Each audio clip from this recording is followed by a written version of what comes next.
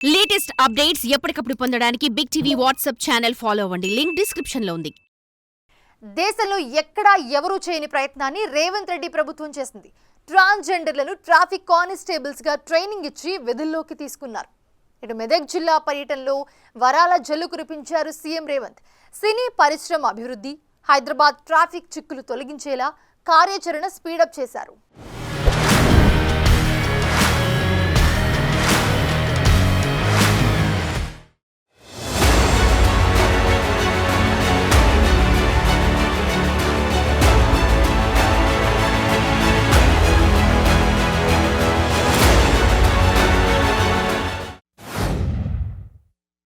ఈ వారం మెదక్ జిల్లా పర్యటనలో సీఎం రేవంత్ రెడ్డి వరాల జల్లు కురిపించారు. ఈ నెల 25న మెదక్ జిల్లా పర్యటనలో భాగంగా మెదక్ చర్చికి వెళ్లారు. ఆ తరువాత పాపన్నపేట మండలంలోని ఏడుపాయల వనదుర్గ భవానీ అమ్మవారిని సీఎం దర్శించుకుని పూజలు చేశారు. జిల్లాకు సంబంధించి 192 కోట్ల రూపాయలతో చేపట్టనున్న పలు అభివృద్ధి కార్యక్రమాలకు శంకుస్థాపన చేశారు. మెదక్ నియోజకవర్గంలో వివిధ గ్రామాలను కలుపుతూ 52.76 కోట్లతో రోడ్ల నిర్మాణ పనులు, young India integrated residential school complex నిర్మాణం, 5 కోట్లతో ఇందిరా మహిళా శక్తి భవన్ నిర్మాణం, జిల్లా స్వయం సహాయ మహిళా సంఘాలకు 100 కోట్లతో బ్యాంక్ లింకేజ్ చెక్ అందజేత, 35 కోట్లతో ఏడుపాయల వద్ద రోడ్డు విస్తరణ, డివైడర్ నిర్మాణ పనులకు సీఎం శంకుస్థాపన చేశారు. అటు మెదక్ కాథడ్రల్ చర్చి దగ్గర 29 కోట్లతో చేపట్టనున్న అభివృద్ధి పనులకు శ్రీకారం చుట్టారు.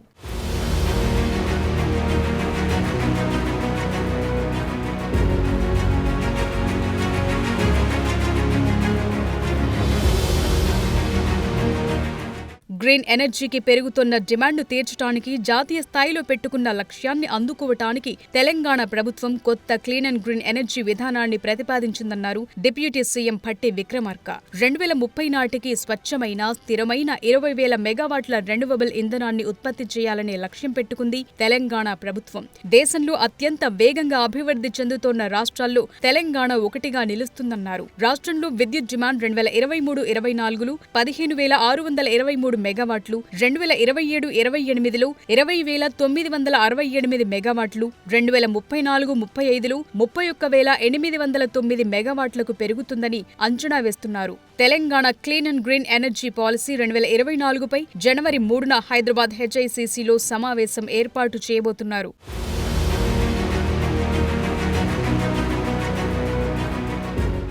సమాజంలో నిరాదరణకు గురయ్యే ట్రాన్స్జెండర్ల వర్గానికి తెలంగాణ ప్రభుత్వం కొత్త బాధ్యతలు అప్పగించింది. ట్రాఫిక్ జంక్షన్ల దగ్గర అవమానాలకు గురైన వారికి అక్కడే విధులు కేటాయించింది. ట్రాఫిక్ కానిస్టేబుల్ అసిస్టెంట్స్ కోసం ఎంపికైన వారికి 15 రోజుల పాటు ట్రైనింగ్ ఇచ్చారు. ట్రాఫిక్ మేనేజ్మెంట్, అవుట్డోర్, ఇండోర్తో పాటు టెక్నికల్ అంశాలపై శిక్షణ ఇచ్చారు. దీంతో వారు విధుల్లో చేరారు. చాలా సంతోషం వ్యక్తం చేశారు. ట్రాన్స్ కమ్యూనిటీకి ట్రాఫిక్ అసిస్టెంట్ ఇచ్చినందుకు చాలా గర్వంగా ఫీల్ అవుతున్నాం. And CM sir Revanth Reddy సార్కి చాలా చాలా చాలా ధన్యవాదాలు.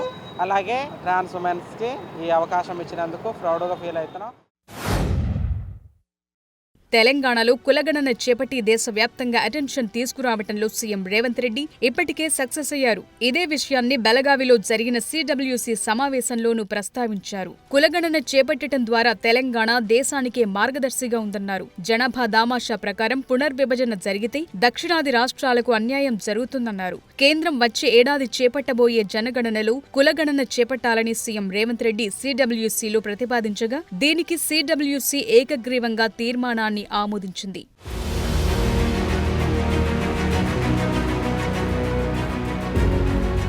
తెలంగాణ రాష్ట్రం అభివృద్ధి విషయంలో ఐటీ, ఫార్మా రంగాలతో పాటు సినీ ఇండస్ట్రీకి కూడా ప్రజా ప్రభుత్వం తగిన ప్రాధాన్యత ఇస్తోందని ముఖ్యమంత్రి రేవంత్ రెడ్డి అన్నారు. తెలుగు సినిమా పరిశ్రమకు ఎదురయ్యే సమస్యల పరిష్కారానికి మంత్రివర్గ ఉపసంఘం నియమిస్తున్నట్లు ప్రకటించారు. సినీ పరిశ్రమ కూడా ఓ కమిటీని ఏర్పాటు చేసుకోవాలన్నారు. ఈ నెల 26న టాలీవుడ్ సినీ ప్రముఖులతో జరిగిన మీటింగ్లో సీఎం చాలా విషయాలు ప్రస్తావించారు. తెలుగు సినిమా పరిశ్రమకు ప్రపంచ వ్యాప్తంగా ఒక బ్రాండ్ క్రియేట్ చేయాలని నిర్ణయం తీసుకున్నామని, పరిశ్రమ బాగుండాలని కోరుకుంటున్నామన్నారు. సినీ రంగానికి హైదరాబాద్ ఒక కేంద్ర బిందువుగా ఉండేలా హాలీవుడ్, బాలీవుడ్ సైతం హైదరాబాద్ వచ్చేలా చర్యలు చేపడతామన్నారు. తెలంగాణలో ఎక్కడైనా షూటింగ్ చేసుకుని హైదరాబాద్కు 2 గంటల్లో రావచ్చని, తెలంగాణలో ఎకో టూరిజం, టెంపుల్ టూరిజాన్ని ప్రమోట్ చేయాలని సీఎం సూచించారు. గంజాయి, డ్రగ్స్ తో పాటు సామాజిక అంశాలపైన సినిమా పరిశ్రమ ప్రచారం చేయాలని సూచించారు.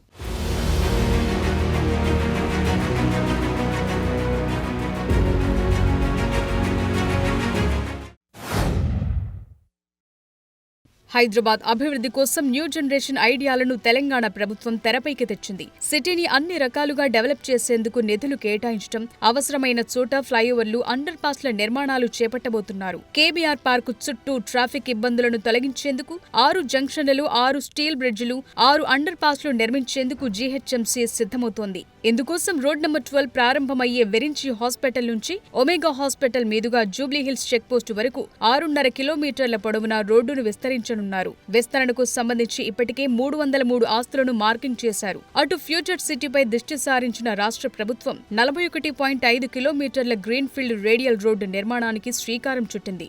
Outer ring road, Raviryal interchange నుంచి ఆమన్గల్ రీజనల్ రింగ్ రోడ్డు వరకు నిర్మించాలని నిర్ణయించారు.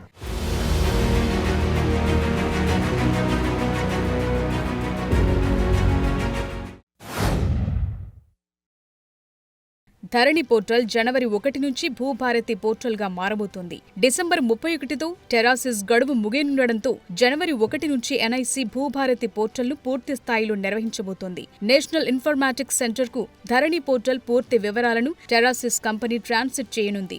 దీంతో ఫోరెన్సిక్ ఆడిటింగ్ పై సర్కార్ సీరియస్ యాక్షన్ ప్లాన్ కు రెడీ అవుతోంది. నిషేధిత భూములు సక్రమంగా మార్చుకున్న తీరుపై పాలకు పాలు, నీళ్లకు నీళ్లుగా తేల్చబోతోంది. అర్ధరాత్రి ఎవరు లాగిన్ అయ్యారు, ఏ సర్వర్ నుంచి, ఏ ఐడి అడ్రస్ నుంచి ఏమేం చేశారు, ఏ సర్వే నెంబర్ నిషేధిత జాబితా నుంచి తొలగించారన్న అంశాలపై ఫోకస్ పెట్టబోతున్నారు.